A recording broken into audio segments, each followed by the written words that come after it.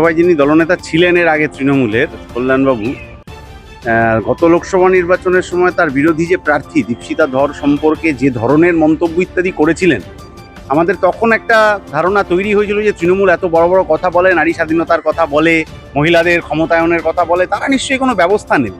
কিন্তু সেই সময় আমরা যেহেতু দীপশিতা সিপিআইএম করেন এবং বিরোধী দলের লোককে যা খুশি বলা যায়, যা খুশি করা যায়, সেই ভাবনায় তৃণমূল কিন্তু কল্যাণ বন্দ্যোপাধ্যায়কে কোনো শাস্তি দেয়নি, বরং লোকসভার দলনেতা ইত্যাদি করে তাকে পুরস্কৃত করেছে।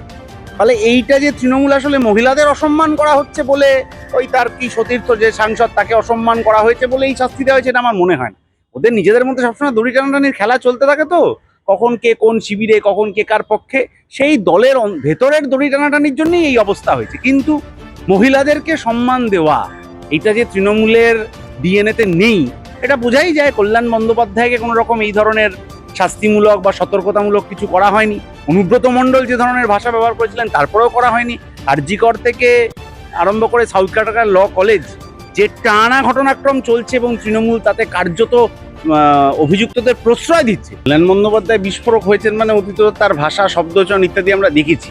ওই বিস্ফোরণ যে মহিলাদের প্রতি অত্যন্ত অসম্মানজনক, এবং ওনার সতীর্থ যে মহিলারা কাজ করেন যে সাংসদ হিসেবে, তারাই ওনাকে যে ধরনের ভাষায় আক্রমণ করেছেন, যে ধরনের ভাষায় অপমানিত হওয়ার উত্তর দিয়েছেন, তাতে বোঝা যায় যে উনি মহিলাদেরকে সম্মান করতে পারেন না।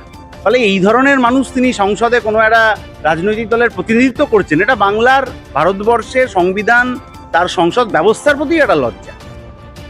তিনি অভিষেক বন্দ্যোপাধ্যায় হওয়ার পর তিনি মুখ্যমন্ত্রীর বিরুদ্ধে সরব হয়েছেন। তিনি বলেছেন লোকসভা কিভাবে চালাতে হয় মুখ্যমন্ত্রী জানেন না, তারপরে কিভাবে হাউস চালাতে হয়, একাধিক প্রশ্ন তিনি করছেন। আমরা এতদিন জানতাম যে তৃণমূলে পাতাও নড়ে মমতা বন্দ্যোপাধ্যায়ের অনুপ্রেরণা, কিন্তু লোকসভার তৃণমূলের কাজকর্ম যে মমতা বন্দ্যোপাধ্যায়ের অনুপ্রেরণা ছাড়া চলতে পারে, এটা কল্যাণবাবু আমাদের প্রথম জানিয়েছেন। এবং জানিয়েছেন বলেই তার পথটা খোয়া গেল কিনা এই শিবির আর ওই শিবিরের গন্ডগোলে, সেটার জন্য কল্যাণবাবু একটা সিবিআই তদন্ত দাবি করতে পারেন।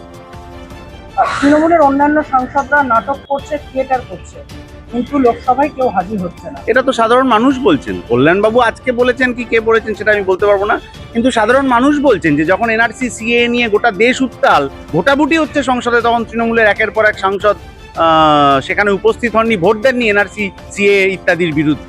যখন ঘাটাল জলে ডুবে রয়েছে, তখন সেখানে সাংসদকে পাওয়া যাচ্ছে না।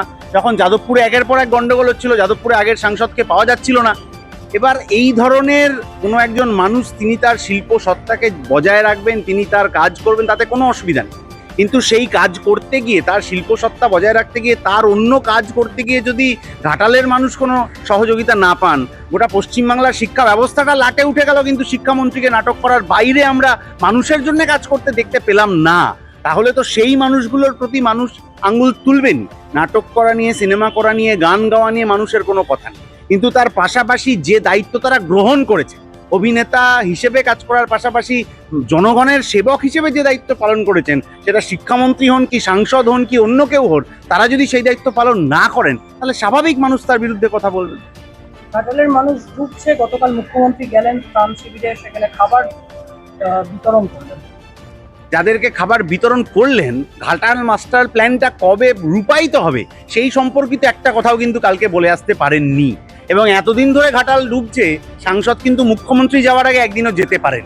ফলে যে মানুষকে প্রতিবার ভোটের আগে বোকা বানানোর চেষ্টা করা হয় যে এবার আমরা ঘাটাল মাস্টার প্ল্যান করবই, মানুষ নিজের অভিজ্ঞতায় বুঝতে পারছেন যে ওটা শুধু ভোটের আগে ভোট কেড়ে নেওয়ার, ভোট দখল করার একটা কৌশল হচ্ছে। সেই কালকে যে মমতা বন্দ্যোপাধ্যায় যে ত্রাণ শিবিরে গেলেন, যে মানুষ নিজের ঘর বাড়ি ভিটেমাটি ছেড়ে ওখানে এলো, তাদেরকে কি প্রতিশ্রুতি দিয়ে আসতে পেরেছেন যে ঘাটাল মাস্টার প্ল্যানটা কবে হবে? ক্লাবগুলোকে টাকা দিচ্ছে, অন্যদিকে আপনার পুজো কমিটিগুলোকে অনুদান দিচ্ছে, দিয়ে দিতে পারছে না, এখনো পর্যন্ত সময় চাইছে। পশ্চিমবাংলার স্কুলে চক ডাস্টার কেনার টাকা নেই, পশ্চিমবাংলার স্কুলে মিড ডে মিলের টাকা নেই, পশ্চিমবাংলার স্কুলে কোনো একটা ঝড়ে কিছুতে মাথার ওপর টিনের ছাদ উড়ে গেলে সেটা সারানোর টাকা নেই সরকারের কাছে। অথচ গরিব মানুষের প্রয়োজনে যে লাগে যে টাকাটা, সেই টাকাটা গরিব মানুষকে না দিয়ে, সমষ্টির উন্নয়নে না দিয়ে, এদিক ওদিক নয় ছয় করানো হচ্ছে। এইটা সাধারণ মানুষের জন্য কোনো ভালো কাজ হচ্ছে না। স্কুলে চক ডাস্টার কেনার ব্যবস্থা, মিড ডে মিলের ব্যবস্থা, গরিব মানুষকে তার 100 দিনের কাজের টাকা দেওয়ার ব্যবস্থা, আবাস যোজনার টাকা দেওয়ার ব্যবস্থা, স্কুলের যাতে ছাদ তৈরি থাকতে পারে তার ব্যবস্থা, এবং এই যে 8000 স্কুল নাকি বন্ধ হয়ে যাচ্ছে বলে শোনা যাচ্ছে, সেই স্কুলগুলোতে কি করে ড্রপ আউটদের, ছাত্রছাত্রীদের ফিরিয়ে এনে শিক্ষা ব্যবস্থাটাকে বাঁচানো যায়, তার কোনো ব্যবস্থা আমার রাজ্যের সরকার, মুখ্যমন্ত্রী, শিক্ষামন্ত্রী কেউ করছেন না। কলকাতা বিশ্ববিদ্যালয়ের পরীক্ষা 28শে আগস্টই হবেন জানিয়ে দিয়েছেন উপাচার্য শান্তা দত্তদেব। অতীতে কোনোদিন এরকম তো হয়নি যে বিশ্ববিদ্যালয়ের পরীক্ষা বাতিল হয়ে যাচ্ছে কারণ কোনো একটা রাজনৈতিক দলের কর্মসূচি আছে বলে। আমরা সবসময় উল্টোটাই হতে দেখেছি। এক্ষেত্রেও উপাচার্য যে অতীতের যা নিয়ম ছিল বা যা স্বাভাবিক নিয়ম, এটা শুধু অতীতের নিয়ম বলেন, স্বাভাবিক নিয়ম হচ্ছে বিশ্ববিদ্যালয়ের পরীক্ষা থাকলে সেই পরীক্ষা প্রায়োরিটি পাবে। তার জন্য সরকারকে নাকি চিঠি দেওয়া হয়েছে বলে আমি মিডিয়ায় দেখেছি যে সেদিন যাতে যানবাহন ঠিকঠাক চলে সেই ব্যবস্থা করতে হবে। সেই ব্যবস্থা সরকার করুক। পরীক্ষা যে কোনো ছাত্রছাত্রীর কাছে প্রথম প্রায়োরিটি, বাকি সব তারপর। বাংলা বাঙালি ইস্যুতে যখন উত্তপ্ত গোটা দেশ, তখন অমিত মালব্য বলছে বাংলা ভাষার কোনো অস্তিত্ব নেই। অমিত মালব্য পড়াশোনা করেননি এবং মিথ্যে কথা বলার জন্যই উনি বিখ্যাত হয়েছেন গোটা ভারতবর্ষে। ওকে লোকে চেনে ফেক প্রপাগান্ডা ছড়ানোর জন্য। পার্টির রাজ্য সম্পাদক মোহাম্মদ সেলিমের কাছে ওনাকে এর আগে একবার ক্ষমা চাইতে হয়েছিল ফেক প্রপাগান্ডা ছড়ানোর জন্য। কিন্তু ওনার ফেক প্রপাগান্ডা নিয়ে ওনার দলের যে নেতারা বাংলায় রয়েছেন, যারা বাংলা ভাষায় কথা বলেন, বাংলায় থাকেন, বাংলার মানুষের ভোট পেয়ে নির্বাচিত হয়েছেন, তারা কেন সেই ঘটনার প্রতিবাদ করছেন না, এইটা আমাদের জানার ইচ্ছে। সংবিধানের 8ম তপশিলে যে বাংলা ভাষাকে স্বীকৃতি দেওয়া হয়েছে সেটা অমিত মালব্য জানেন কিনা আমি জানি না। ওরা তো সংবিধান মানে না, ফলে ওরা জানার কথাও না। কিন্তু পশ্চিমবাংলায় যারা বিজেপি করেন, বাংলা ভাষায় কথা বলেন, বাংলার মানুষের হয়ে কথা বলার জন্য নাকি তারা ভোট পেয়েছেন বলে দাবি করেন, তারা কেন এই ঘটনার প্রতিবাদ করলেন না? উল্টে তারা এই ঘটনার সমর্থন করছে। ফলে বিজেপি যে একটা বাংলা ভাষী গরিব মানুষ যারা পরিযায়ী শ্রমিক হিসেবে কাজ করতে গেছে তাদের বিরুদ্ধে লড়াই করছে, এটা বোঝা যাচ্ছে। নির্বাচন যখন আসবে, এই মানুষ, এই পরিযায়ী শ্রমিক, এই নিম্নবর্গের মানুষ, পিছিয়ে পড়া মানুষ, দলিত অংশের মানুষ, তারা যে এর বিরুদ্ধে বদলা নেবেন সেটা বিজেপির নেতারা নিশ্চয়ই বুঝতে পারবে।